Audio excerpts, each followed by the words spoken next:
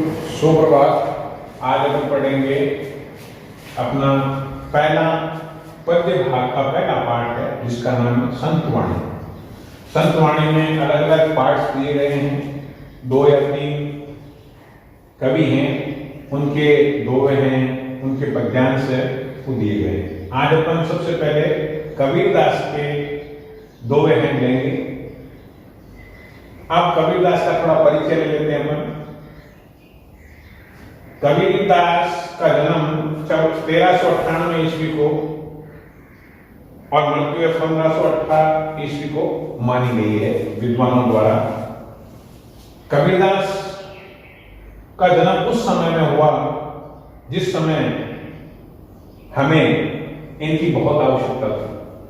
क्यों? क्योंकि समाज में व्याप्त बुराइयां बहुत अधिक मात्रा में बढ़ चुकी थी। समाज विनाश की ओर अग्रसर हो रहा था।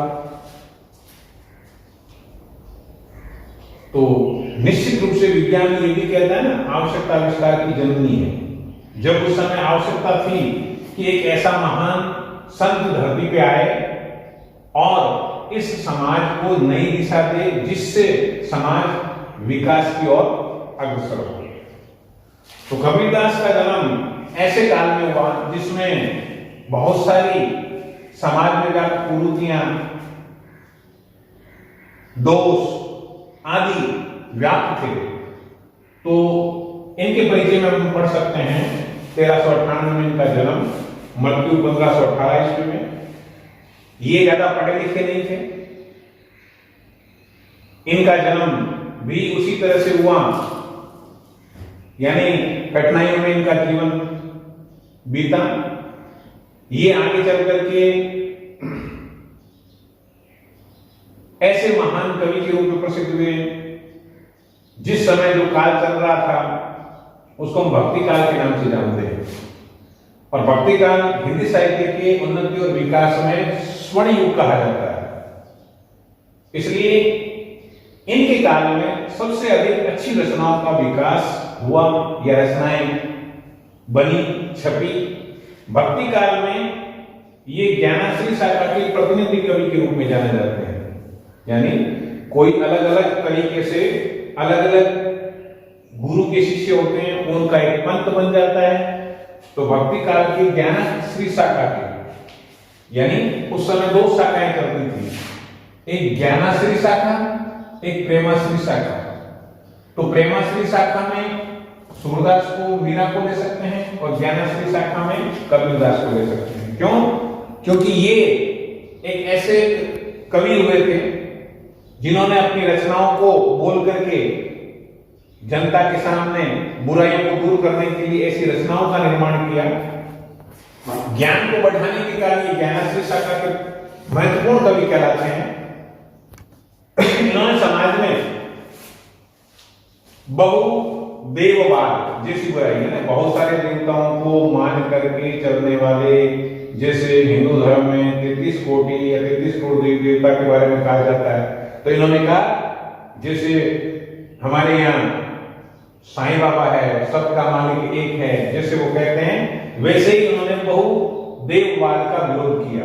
उन्होंने कहा कि ईश्वर एक ही है, चाहे उसको आप अल्लाह कह दो, ईश्वर कह दो, वाहिगुरु कह दो, चाहे अन्य किसी नाम से संबोधित करो। तो बहुदेववाद को इन्होंने मिटाने के लिए अपनी रचनाओं का निर्माण किया। फिर छुआछूत, उस समय में बहुत सारी छुआछूत थी, आपस में स्पर्श करना, छूना उच्च लोग और निम्न लोग के अंतर्गत है कि समाज बटा हुआ था। कुछ जातियां, कुछ लोग ऐसे थे जिनको हैं निम्न स्तर का मान करके उससे दूर रखा जाता था, उनसे उनकी छुई वस्तु को ग्रहण नहीं किया जाता था। तो वो एक सामाजिक बुराई थी, उसको दूर करने के लिए उन्होंने रचनाओं का निर्माण किया। फिर धार्मिक आडंबर व भेदभाव का विरोधी थे। धार्मिक आडंबर है, धर्म के नाम पर लोगों को मूर्ख बना करके धन ऐंठना, उनकी मानसिक स्थिति को है निम्न स्तर पर ले जाना और ऊंच नीच का भेदभाव करना, तो ये उन्होंने है दूर करने के लिए बहुदेववाद, छुआछूत, धार्मिक आडंबर और भेदभाव जैसी बुराइयों को दूर करने के लिए उन्होंने अपने पद्यांश की रचनाएं की।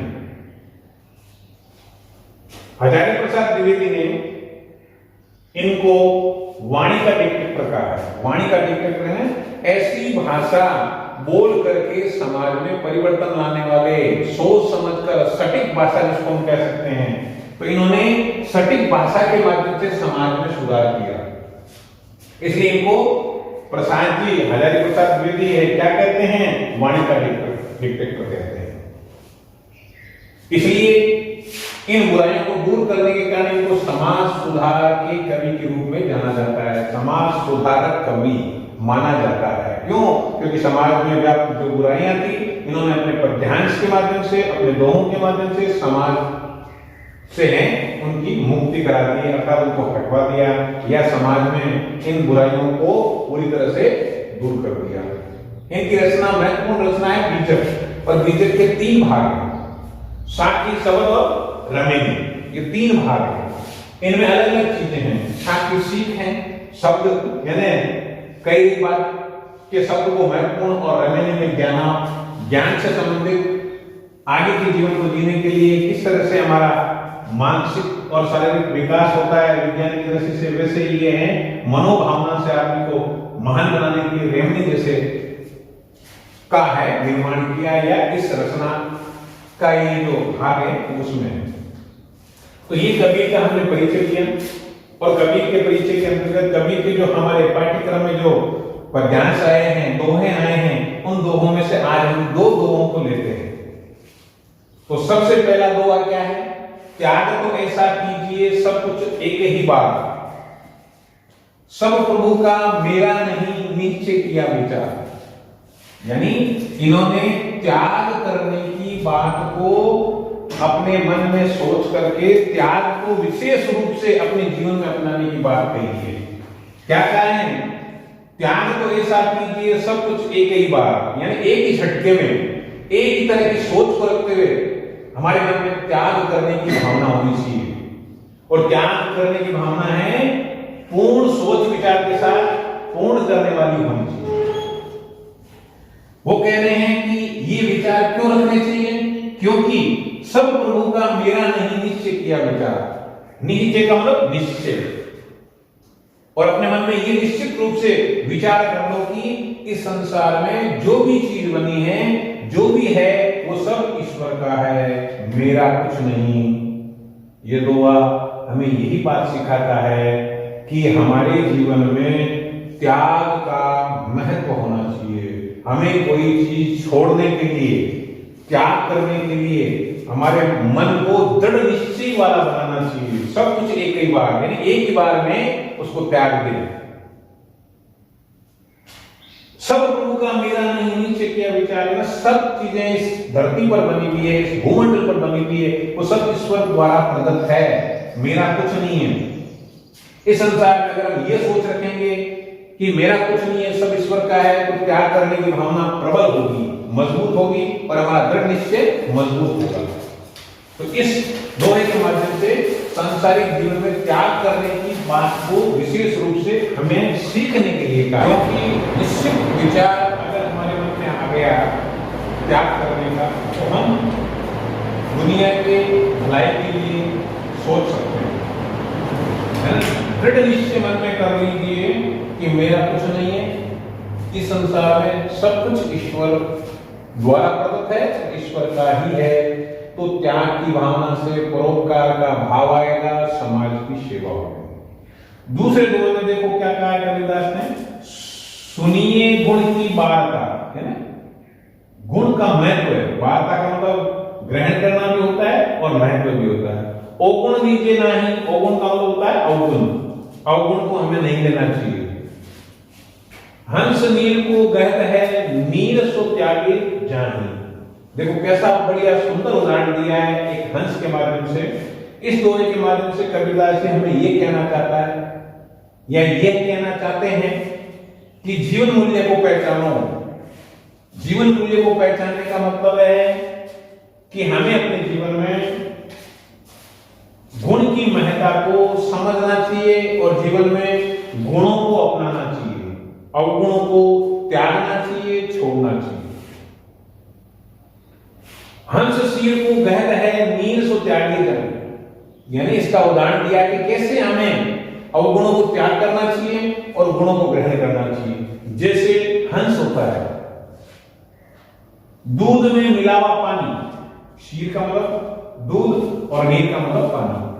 तो जैसे हंस दूध में मिले हुए पानी को अलग करके त्याग करके केवल दूध को ग्रहण करता है, इसलिए हमें भी इस हंस की तरह समाज में व्याप्त बुराइयों को त्याग कर गुणों को ग्रहण करना चाहिए, जिससे हमारा जीवन मूल्य उच्च और श्रेष्ठ बन जाए।